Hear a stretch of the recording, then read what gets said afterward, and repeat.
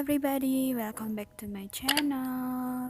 Di video kali ini kita akan membahas tentang efek toksik suatu zat. Don't skip for watching.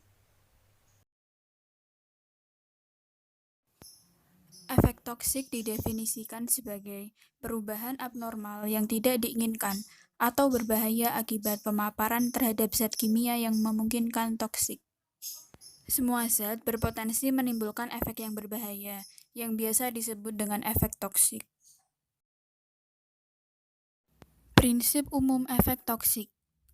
Pada umumnya, efek berbahaya timbul apabila terjadi interaksi antara zat kimia dengan reseptor. Suatu kerja toksik pada umumnya merupakan hasil dari sederetan proses fisika, biokimia, dan biologik yang sangat rumit dan kompleks. Spektrum efek toksik. Berbagai jenis efek toksik dapat dikelompokkan menurut organ sasarannya, mekanisme kerjanya, atau ciri-ciri lain. Yang pertama ada efek lokal dan sistemik. Beberapa bahan kimia dapat menyebabkan cedera saat bahan itu bersentuhan dengan tubuh. Yang kedua ada efek berpulih dan nirpulih. Efek toksik disebut berpulih atau reversible jika efek itu dapat hilang dengan sendirinya. Sebaliknya, efek nirpulih atau irreversible akan menetap atau justru bertambah parah setelah pecahan toksik dihentikan. Yang ketiga, efek segera dan tertunda. Banyak toksikan menimbulkan efek segera, yaitu efek yang timbul segera setelah satu kali pajanan. Sedangkan efek tertunda timbul beberapa waktu setelah pajanan. Yang keempat, efek morfologis, fungsional, dan biokimia.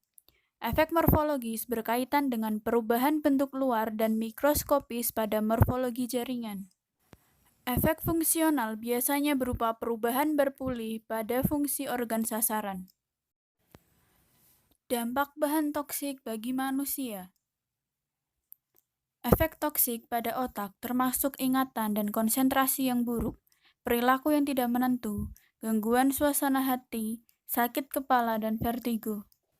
Keberadaan racun dalam tubuh juga dapat menyebabkan gangguan aliran darah yang menyebabkan oksigen dan pengiriman nutrisi menjadi tidak efisien.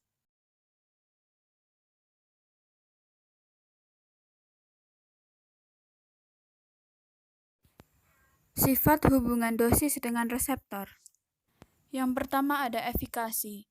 Efikasi adalah respon maksimal yang dihasilkan suatu obat. Efikasi tergantung pada jumlah kompleks obat reseptor yang terbentuk dan efisiensi reseptor yang diaktifkan dalam menghasilkan suatu kerja seluler. Yang kedua adalah potensi. Potensi yang disebut juga konsentrasi dosis efektif adalah suatu ukuran berapa banyak obat dibutuhkan untuk menghasilkan suatu respon tertentu. Yang ketiga ada slope kurva dosis respons. Slope kurva dosis respons bervariasi dari satu obat ke obat lainnya. Suatu slope yang curam menunjukkan bahwa suatu peningkatan dosis yang kecil menghasilkan suatu perubahan yang besar. Faktor yang mempengaruhi efek toksik. Dari faktor manusia sendiri ada umur. Toksikan tertentu lebih banyak diserap oleh usia muda daripada usia dewasa. Misalnya, anak-anak dapat menyerap timbal 4-5 kali lebih banyak daripada orang dewasa. Selanjutnya ada status gizi. Defisiensi asam-asam lemak esensial dan protein biasanya menekan aktivitas mixed function oksidase atau MFO. Berkurangnya MFO berbeda pengaruhnya pada toksisitas zat kimia. Selanjutnya ada penyakit. Penyakit ginjal dapat juga mempengaruhi manifestasi toksik sebagai zat kimia. Kemudian ada dari faktor lingkungan. Faktor lingkungan terdiri dari faktor fisik dan sosial. Faktor fisik dapat berupa perubahan suhu. Reaksi biokimia yang bergantung suhu yang berperan dalam menimbulkan efek dan biotransformasi bahan kimia itu. Faktor sosial.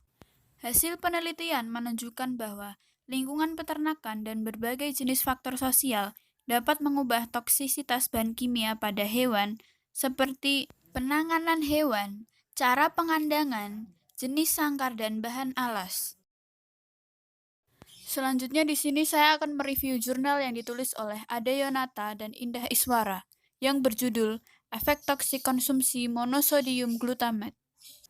Monosodium glutamate atau MSG adalah garam natrium dari asam glutamat dari rumput laut bernama Laminaria japonica yang sering digunakan untuk penyedap.